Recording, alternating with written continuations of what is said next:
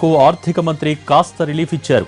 2.5 లక్షల నుంచి 5 లక్షల ఆదాయం ఉన్న వారికి ఆదాయ పన్ను 5% తగ్గించారు. ప్రస్తుతం వీరికి 10% పన్ను ఉండగా అది సగానికి తగ్గింది. 50 లక్షల నుంచి కోటి వరకు ఆదాయం ఉన్న వారిపై 10% సర్చార్జ్, కోటి ఆదాయం దాటితే 15% సర్చార్జ్ విధిస్తామని ప్రకటించారు Jaitley. To reduce the existing rate of taxation for individual assessees between the income 2.5 lakhs to 5 lakhs to 5% instead of the present rate of 10%.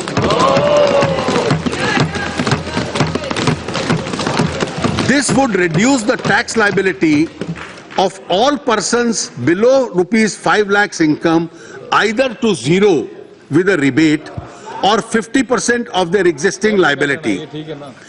In order not to have any duplication of benefit, the existing benefit of rebate available to the same group of beneficiaries being reduced to 2,500 available only if to the assessees with income up to 3.5 lakhs.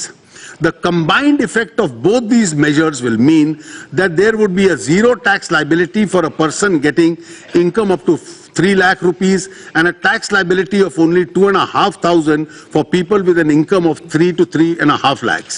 If limit of rupees 1.5 lakhs under section 80C investment is used fully, tax would be zero for people with an income up to rupees 4.5 lakhs.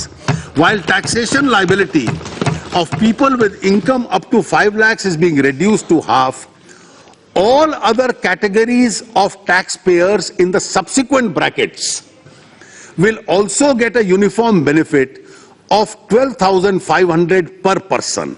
The total amount of tax foregone on this account of measure is therefore 15,500 crores.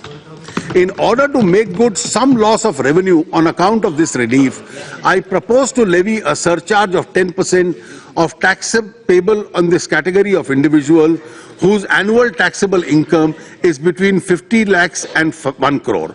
The existing surcharge of 15% on people earning more than 1 crore will continue.